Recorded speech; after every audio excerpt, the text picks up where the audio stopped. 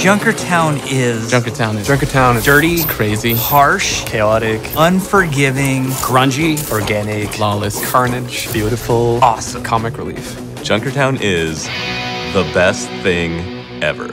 3 words.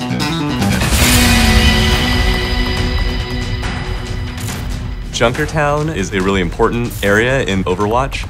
After the Omnic crisis, the Australian government was trying to make peace with the Omnic populations in Australia, and so they allow them to sort of have the land around the Australian Omnium. Unfortunately, that would displace the solar farmers and other people who were living out there, which included one Mako Rutledge. You had this group that was sort of misplaced and then fought back against the Omnium, and not only fought back, but did it in whatever ragtag way they could. That ultimately resulted in the detonation of the Omnium. And what they've done is they've built on top of the wreckage, and what we're seeing now is that town.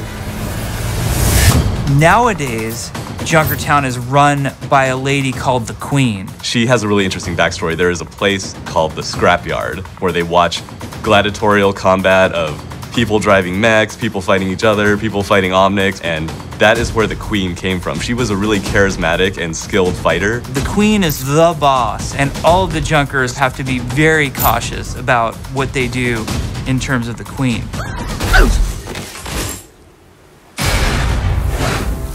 Why did Junkrat and Roadhog go on that worldwide heist spree?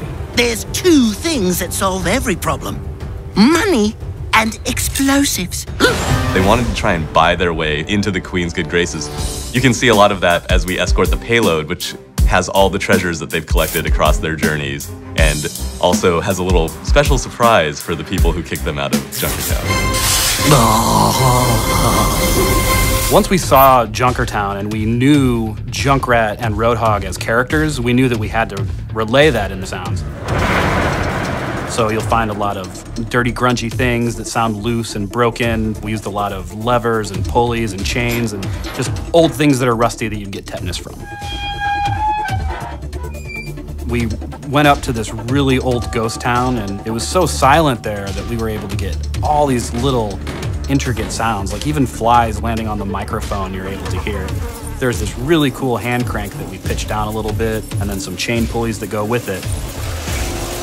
And that's the main basis of the payload that you'll hear as it moves through the streets.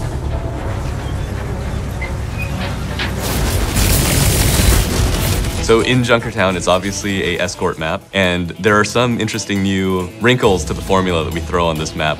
We start in the outskirts of Junkertown at Roadhog's farm. There's a lot of sheet metal and things plastered on the walls to make it feel livable.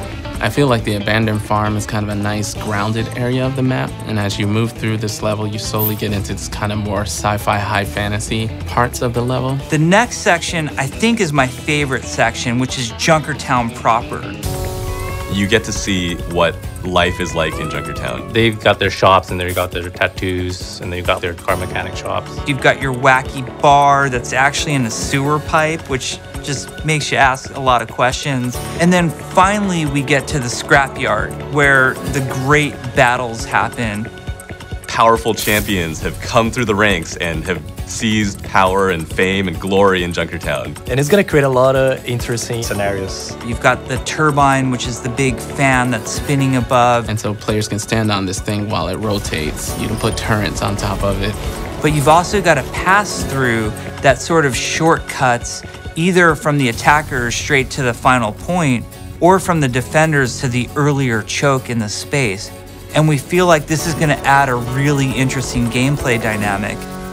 We didn't want Junkertown to just be this hopeless, desolate, impossible place to survive. So we really tried to fulfill that post-apocalyptic fantasy, but also have a certain element to it where you're like, oh, you know what? I would actually eat at that restaurant. We get so much opportunity to focus the story on Overwatch and Talon, but we don't get a lot of opportunity to explore some of these other groups. And I hope that Junkertown is the tip of the iceberg for what's more to come for Junkrat, Roadhog, the Queen, and the Junkers as a whole. Da da da da da da da. Oh.